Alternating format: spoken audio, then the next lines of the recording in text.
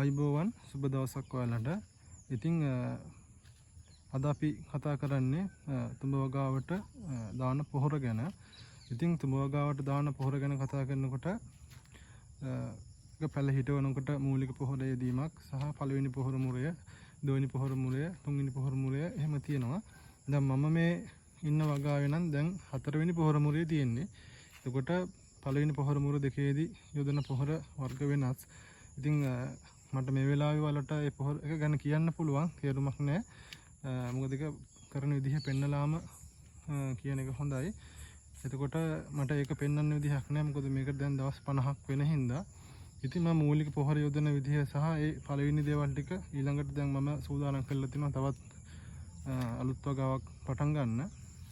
එතකොට ඒ වගාවත් එක්කම මම වලට ඒ දේවල් ටික මුලින් ඉඳලම කියන්නම්. වල කපන හැටි, ඒකට වලේ දිග පළල ඒ හැම දෙයක් ගැනම මම ඔයාලට කියන්නම්.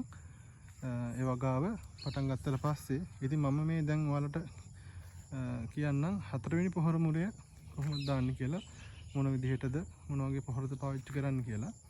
ඉතින් ඒ හින්දා මූලික පොහොර දීම සහ ඊළඟ පොහොර මුර ගැන අපි අලුත් වගාවත් එක්ක කතා කරමු. මම මේ දින 50ක් වෙන තම කරවිල වගාවේ හතරවෙනි පොහොර මුරේ ඉඳලා ඔයාලට කියන්නම් කොහොමද පොහොර පාවිච්චි කරන්නේ. ඉතින් මොන පොහොර වර්ගද මේකට දාන්න කියලා. ඉතින් දින 50ක වගාවක් කියලා මම වලට කලින් කිව්වා දැන් මේ වගාව. ඉතින් මේ වගාවේ හතරවෙනි පොහොර මුරේ විදිහට මම පාවිච්චි කරන්නේ යූරියා සහ නිල් කැට විතරයි. හරි. එහෙම නැතුව යාර මිලාවත් වෙන කිසිම පොහොර වර්ගයක් පාවිච්චි කරන්නේ නැහැ. ඉතින් YouTube එකෙත් ගොඩක් වීඩියෝ තියෙනවා තුඹ කරවිල වලට යූරියා දාන්නේ නැහැ කියලා. ඉතින් එක එක කට්ටියක ඉතින් එක එක පොහොර වර්ග වල තේරීම. නමුත් තුඹ කරවිල යූරියා කියන්නේ වෙන් කරන්න බැරි දෙයක්. මොකද යූරියා අනිවාර්යයෙන්ම අවශ්‍යයි. ඉතින් මේ මම ඇත්තටම දාන පොහොර මුරේ වලට කියන්නේ මේ වීඩියෝ එකකට වෙන එකක් පෙන්නලා මම වෙන එකක් කරනව නෙමෙයි. මේක තමයි ඇත්තම පොහොර මුරේ. ඉතින් මෙතන අනුපාතය අරන් තියෙන්නේ යූරියා කිලෝ 10කට නිල් කැට කිලෝ 3ක් හොඳටම ඇති. හරි. යූරියා කිලෝ 10කට නිල් කැට කිලෝ 3ක් ඇති. මොකද මේ පොහොර මුරේට ලොකු වේදමක් කියන්නේ නැහැ. යූරියා කිලෝ එකක් රුපියල් 160ක් 70ක් විතර වෙනවා. නිල් කැට රුපියල් 230ක් විතර වෙනවා. එතකොට පොඩි මුදලක් කියන්නේ. ඉතින් මේකට යාර මිලා ඒ වගේ දේවල් එහෙම දාන්න අවශ්‍ය නැහැ. හරි. එතකොට අපි බලමු කොහොමද පොහොර දාන විදිහ කියලා. ඉතින් මේ තියෙන්නේ තුඹ මුල. හරි. ඉතින් තුඹ වලට පොහොර දාන විදි ගොඩක් තියෙනවා.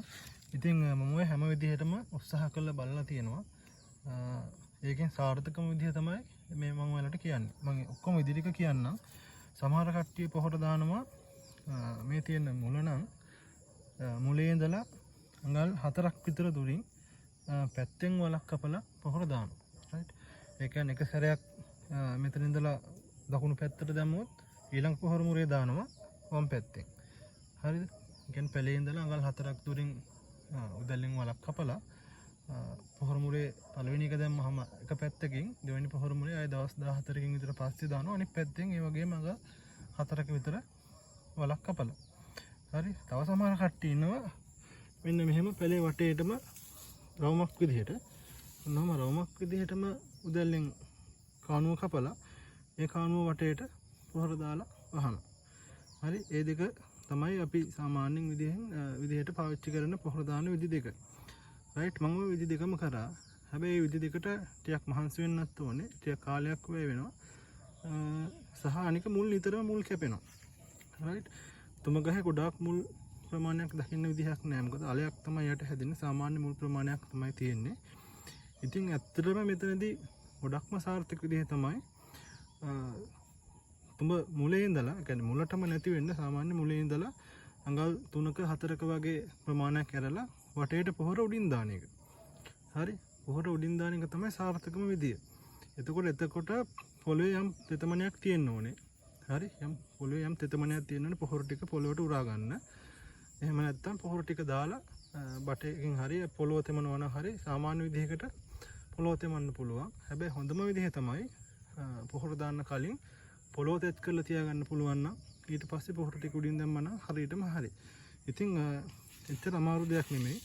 හරි. මෙන්න මේ විදිහට පොහොර ටික පැලේ මුලටම දාන්න නැතුව ඔය වගේ ටිකක් දුරින් දාන්න. රයිට්. මේක තමයි ලේසි. සාමාන්‍යයෙන් අපි අර වලට දාන ප්‍රමාණයම ඊට වඩා චුට්ටක් වැඩි වුණත් කමන්නේ. ඔය වගේ උඩින් දාන්න. රයිට්. ඔයාලට බලන්න පුළුවන්. මිල්කට සහ යූරියා උඩින් දාලා දෙන්න. පැලේ මුලට දාලා නැහැ.